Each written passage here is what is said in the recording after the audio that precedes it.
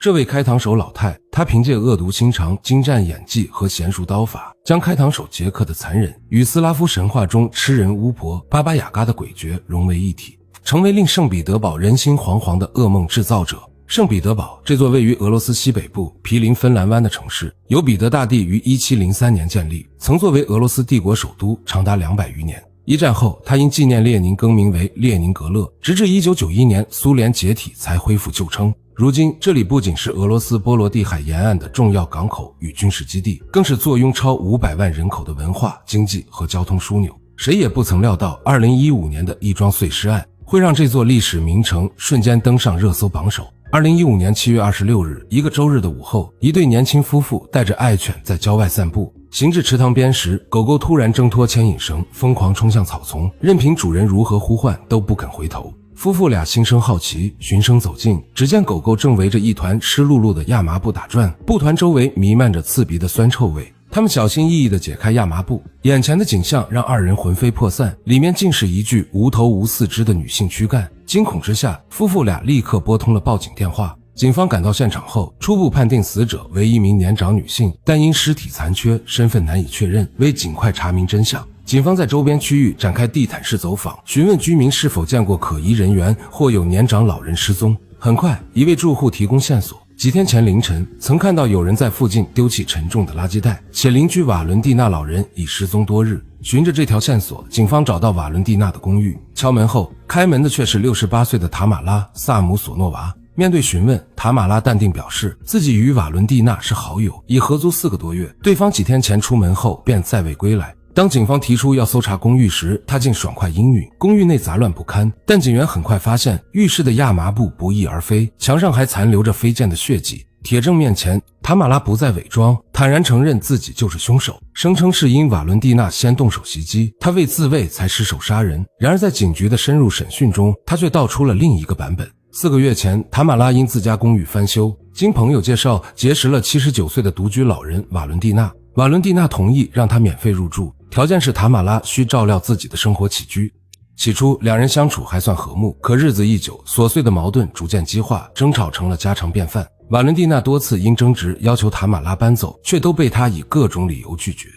7月24日，兩人又因洗碗問題爆發激烈爭吵，瓦倫蒂娜再次下了逐客令。擔心無家可歸的塔瑪拉心中頓時起了殺念。當天他前往藥店，花言巧語騙購了一盒治療精神疾病的強效鎮靜藥。隨後他又去超市買了瓦倫蒂娜最愛吃的鵝肝沙拉，回家後將整盒約50粒膠囊磨碎，全部摻入沙拉中。或許是藥物味道被調味料掩蓋，又或許是瓦倫蒂娜味覺退化，他竟毫無察覺地吃光了整份沙拉。次日凌晨2點，塔瑪拉起身查看情況，發現瓦倫蒂娜直挺挺地躺在客廳地板上，雖還有微弱呼吸，卻已因藥物陷入深度昏迷。見此情形，塔瑪拉轉身去廚房拿了2把刀，又取出從鄰居家借來的鋼鋸，如同木匠做工一般，對瓦倫蒂娜痛下殺手。為掩蓋死者身份，他還將頭顱和雙手放進燉鍋蒸煮，試圖破壞指紋與面部特徵。警方調取的公寓樓監控完美印證了塔瑪拉的供述。畫面顯示，7月25日凌晨2點21分起，塔瑪拉多次拎着沉重的垃圾袋往返於公寓與樓下，前後共丟棄了9次垃圾，甚至有一次直接提着燉鍋出門，顯然是垃圾袋不夠用了。一個看似和藹的老太太為何會做出如此殘忍之事？這一切還要從她的人生軌跡說起。塔瑪拉·薩姆索諾娃於1947年2月5日出生在一座名叫烏魯爾的小城。高中畢業後，她考入莫斯科俄羅斯國立語言大學。在那個年代，大學生堪稱鳳毛麟角。畢業後，她遷居聖彼得堡，於1971年與丈夫阿萊克西結婚，定居在當地一棟老舊公寓樓裡。丈夫在修車廠工作，塔瑪拉則憑借文憑進入歐洲大酒店任職。這家酒店曾是19世紀歐洲最奢華的酒店之一，柴可夫斯基等名人都曾在此下榻。他在酒店工作至40歲，隨後辭職退休，生活看似平靜無波。轉折發生在2000年，53歲的塔瑪拉向警方報案，稱丈夫阿萊克西失蹤。她告訴警察，丈夫近期常與自己爭吵，大概率是有了外遇，跟情婦私奔了。警方調查許久，始終沒有找到阿萊克西的蹤跡，加之兩人已結婚30年，警方並未懷疑塔瑪拉。這起失蹤案最終不了了之。丈夫失蹤後，塔瑪拉失去了經濟來源，也倍感孤獨。於是他決定出租公寓裡的一間房，既能賺取租金，又能找人作伴。2001年夏天，他迎來了租客弗拉基米爾。相處日久，兩人竟發展成情侶關係。可這段關係僅維持了幾個月，便因一場激烈爭吵宣告破裂。弗拉基米爾憤然搬走。2003年，塔馬拉又招了新租客塞爾蓋。44歲的塞爾蓋比他小12歲。不出意外，兩人再次發展為戀人。然而爭吵依舊不可避免，而這一次塞爾蓋在大吵一架後徹底消失，再也沒人見過他。從此塔馬拉的公寓仿佛成了一個魔咒之地，他的租客大多是比他年輕的男性，且無一例外在與他產生親密關係後都會離奇失蹤。鄰居瑞娜在接受採訪時直言，塔馬拉是個極其怪異的女人，她常常身着長袍光着腳出門，哪怕寒冬臘月也不例外。她總說白天很危險，有人想闖进她家，因此養成了昼伏夜出的習慣，經常半夜獨自外出散步吃宵夜。更讓瑞娜後怕的是，案發時塔馬拉用來分尸的钢具正是從她家借走的。塔马拉的疯狂杀戮持續了10幾年，直到2015年的瓦伦蒂娜案才終於敗露。7月29日，案發2天後，塔馬拉被帶上法庭。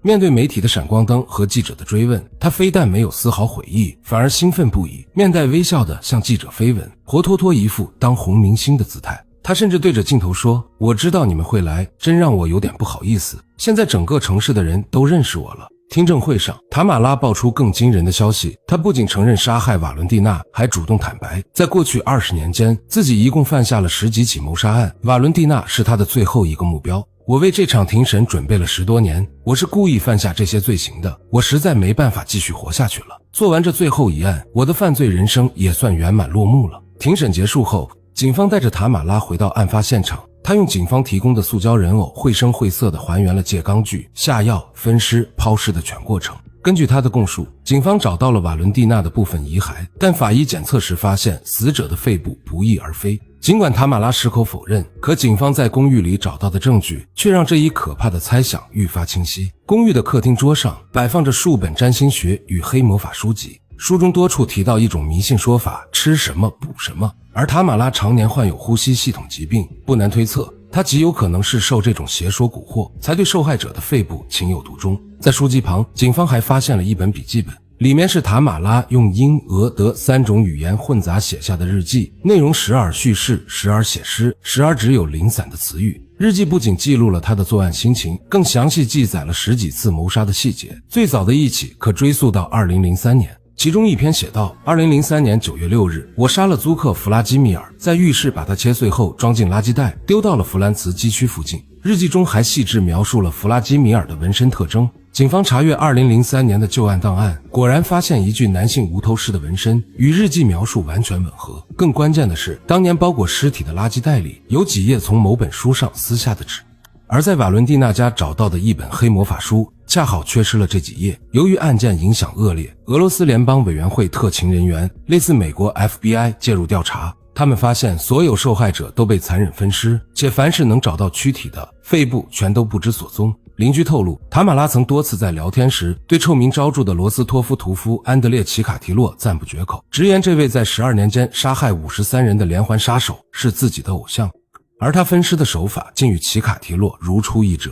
警方調取塔馬拉的就診記錄後發現，他曾多次被診斷出患有精神疾病，甚至3次被強制住院治療。儘管塔馬拉自稱犯下13起命案，但經警方長期調查取證，最終只能確認其中11起，受害者多為他的租客。此外，警方還高度懷疑她的丈夫阿萊克西、婆婆乃至親生母親的離奇失蹤也與她有關。這些與她最親近的人都像那些租客一樣，突然消失在了人海中。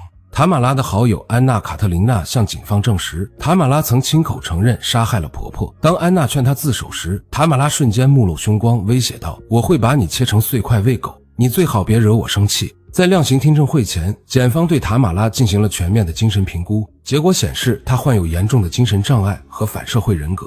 法官曾問她：“你覺得自己應該被判什麼刑罰？”